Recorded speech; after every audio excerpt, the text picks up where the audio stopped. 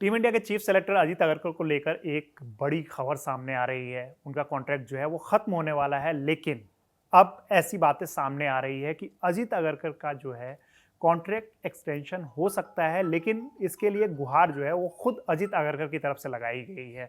तो सर, सबसे पहले तो लोगों को ये बताइए कि जो रिपोर्ट्स निकल के सामने आ रही है कि कॉन्ट्रैक्ट एक्सटेंशन वाली जो बात आ रही है, पहले उसके रूल क्या है? क्योंकि जहाँ तक मुझे याद है एक बार इनको एक्सटेंशन मिल चुका है। दूसरी चीज़ कि जिस तरीके से अजीत अगरकर का ये कार्यकाल रहा है, तो उसको देखते हुए आपको क्या लग रहा है कि बीसीसीआई कहीं न कहीं कुछ रूल में बदलाव करने वाली है? देखिए बीसीसीआई का ही रूल है, बीसीसीआई हाँ। को ही तोड़ना है, बीसीसीआई को ही उसको बना के रखना है। जी, रही बात जहाँ तक रूल्स की, पहले की तो बता दें 2023 में बने थे बिल्कुल। अजीत अगरकर, और हुँ, तब हम वर्ल्ड कप फाइनल हार गए थे, लेकिन हुँ, उसके बाद से 24 और फिर 25 और अब 26 की 26। शुरुआत में हम 3 हाँ, टूर्नामेंट आईसीसी जीत ट्रॉफी चुके जीत चुके हैं हैं। व्हाइट बॉल क्रिकेट में।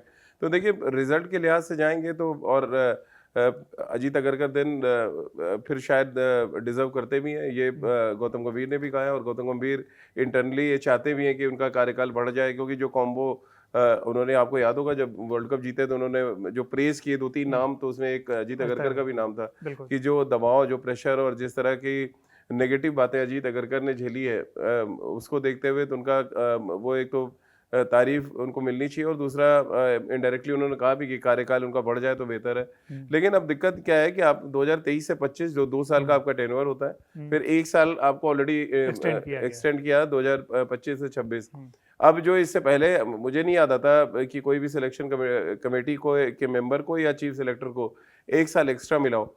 तो हम 2011 भी जीते हैं वर्ल्ड कप, 2007 में भी जीते, और हुँ, 2013 चैंपियंस ट्रॉफी भी जीते।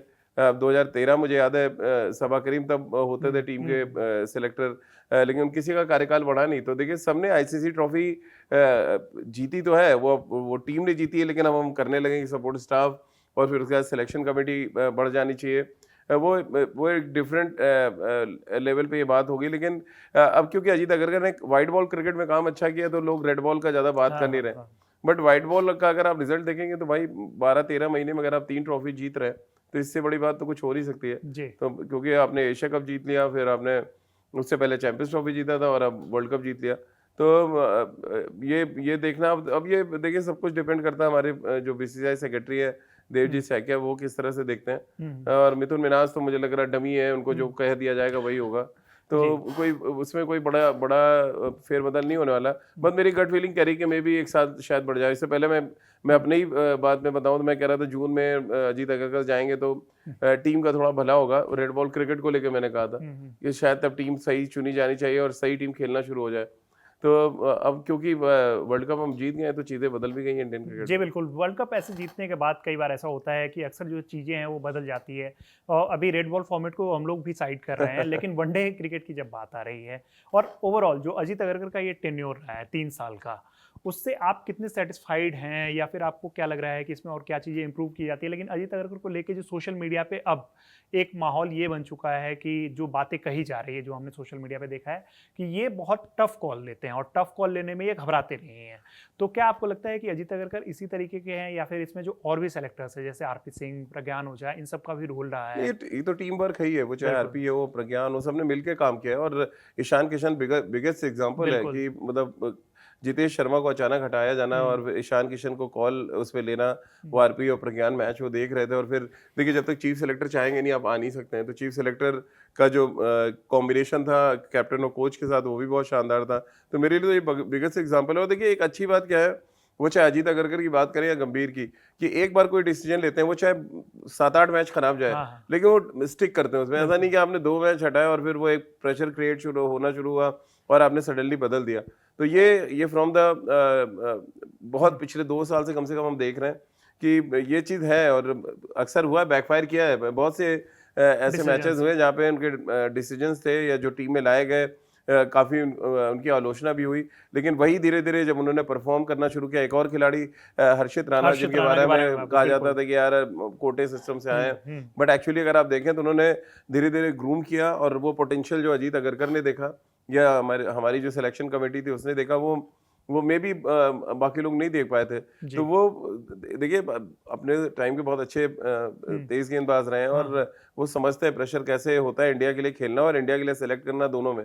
जी। तो वो प्रेशर अगर हैंडल कर रहे हैं और देखिए मुंबईया लोगों में एक चीज़ तो होती है वो बहुत ज़्यादा सोचते नहीं है। जो डिसीजन लिया आप कितने भी उठा के पीछे से आप चले आइए, सनी भाई से ऑनवर्ड्स आप देखिए, सनी भाई ने भी जब थे कैप्टन तो उन्होंने भी रवि शास्त्री को पिक किया था, सडनली उठा के यूनिवर्सिटी के मैच से बुला टीम लिया में ले उन्होंने लेते हैं। न्यूजीलैंड खेलने के लिए। तो ये चलता रहता है।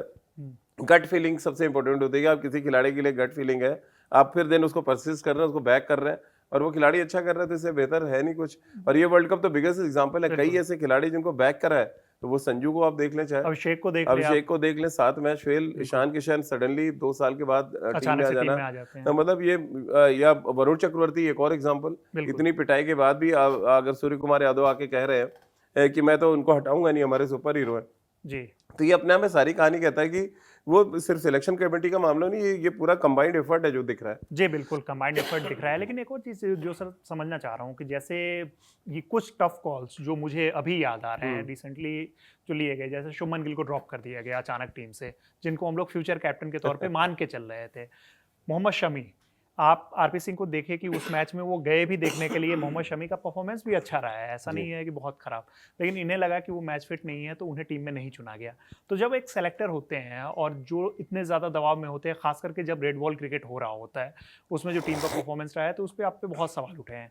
वर्ल्ड कप से ठीक पहले ये सब सवाल भी आप पे बहुत ज़्यादा उठने स्टार्ट हो गए थे, कई लोगों ने आपको ट्रोल किया और काफ़ी सारे सवाल। तो वो एक सेलेक्टर के लिए कितना मुश्किल होता है, ये जॉब जो है, बेसिकली मैं जानना चाह रहा हूँ कि ये कितना मुश्किल होता है किसी के लिए, चीफ सेलेक्टर वाला रोल? देखिए थैंकलेस जॉब है, देखो आप कुछ कर नहीं सकते क्योंकि आपको चुनना सिर्फ 15 ही खिलाड़ी हैं।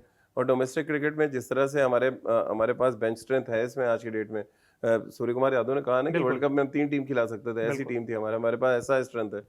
तो अपने आप में सारी कहानी कहता है और उन 3 टीमों में से यानी 50 खिलाड़ियों में से आपको 15 निकालने हैं।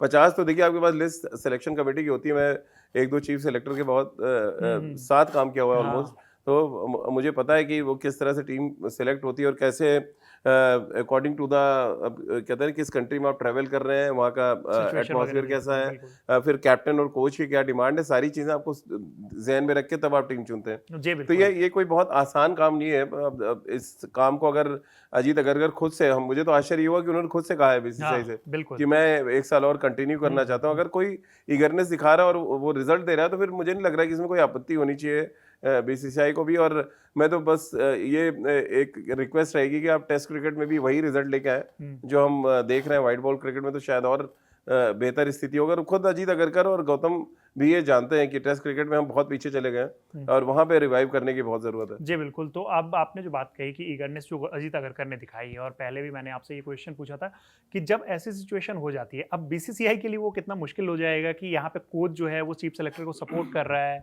चीफ सेलेक्टर जो है वो एक्सटेंशन मांग रहा है, ऑलरेडी एक एक्सटेंशन दिया जा चुका है, रूल्स कुछ और कहते हैं कि इतने, मतलब हमें जितना पता है कि इतना एक्सटेंशन नहीं मिलता है। तो क्या अब आपको बीसीसीआई को लगता है कि ठीक है, रूल्स जो है वो टूटने के लिए ही बनते हैं, एक बार और तोड़ा जाएगा, टीम की भलाई के लिए है, तो एक बार टूट जाने में क्या बुराई तो है? देश हित में अगर आपको लग रहा है, देखिए ये कॉल तो देवजी सैकिया को लेना है जो सेक्रेटरी है या बीसीसीआई प्रेसिडेंट है। अब उनको लग रहा है अगर अजीत अगरकर फ्रूटफुल है और अगले 1 साल अच्छा काम कर सकते हैं तो उसमें हर्ज नहीं है। आपको 2 मेजर टूर्नामेंट खेलने, 27 में वर्ल्ड कप है और बिल्कुल। फिर अगले साल आप ओलंपिक्स खेलने जाएंगे। ओलंपिक्स खेलने तो और उसमें T20 फॉर्मेट ही चलना है। बिल्कुल। तो अब मेरे लिए तो चैलेंज ये देख रहा हूँ मैं कि जब आप जून में अफगानिस्तान के खिलाफ टेस्ट टीम चुनेंगे, वहां चैलेंज आएगा। देखिए T20 और वनडे में आपको क्या है, एक आध खिलाड़ी अंदर बाहर करना है, उसमें कोई बहुत बड़ा चैलेंज नहीं। चैलेंज है रेड बॉल क्रिकेट में, जहाँ पे आपके पास आधे से ज्यादा खिलाड़ी, आपको ये देखना है कि टेस्ट क्रिकेट के लिए तैयार है या नहीं। जो डिसीजन आपने T20 में शुभमन गिल के लिए लिया, क्या कुछ वैसी बोल्ड स्टेप आप टेस्ट मैच में उठा पाएंगे, टेस्ट क्रिकेट में उठा पाएंगे? ये चैलेंजिंग सिचुएशन हो गया। अभी तो देखिए T20 में आपके पास सेट टीम है। आपको रवि कितनी बार हम लोग वर्ल्ड कप से पहले भी बात की है कि ऐसा फॉर्मेट है जहाँ पे कुछ करने की जरूरत नहीं, आपके पास ब्रिलियंट खिलाड़ी है T20 फॉर्मेट के। अब ओडीआई क्रिकेट में विराट रोहित के आने से भी वो पजल ऑलमोस्ट सॉल्व हो गया है। बॉलिंग में थोड़ी सी कंसर्न है अभी भी। जसप्रीत बुमराह अब मे भी T20 आपके नहीं खेलेंगे, तो अब आप T20 में कैसे यहाँ से अपना प्लान आगे बनाते हैं? जसप्रीत और अजीत अगरकर जसप्रीत बुमराह के रिप्लेसमेंट के तौर पे किसको देख रहे हैं? बिल्कुल। वो 1 साल तक, क्योंकि अब देखिए जब वर्ल्ड कप है नहीं तो जसप्रीत बुमराह T20 नहीं खेलेंगे, वो ओडीआई वो ज़्यादा खेलेंगे क्योंकि बिल्कुल। आपको 2027 में जाना है। तो ये कुछ ऐसे चैलेंजेस हैं मुझे लग रहा है जो अजीत अगरकर के सामने होंगे, अगर उनका जो है कार्यकाल बढ़ता है तो। बढ़ा। आखिरी सवाल जो जाते-जाते बहुत लोग ये चीज़ें जानना चाहते हैं, बहुत लोगों के ऐसे सवाल होते हैं और आपने बहुत लंबे समय से क्रिकेट को कवर किया है, काफ़ी आपने जैसा कहा कि सेलेक्टर्स के भी क्लोज़ रहे हैं, कुछ कोचेज़ को बहुत अच्छी तरीके से आप जानते हैं।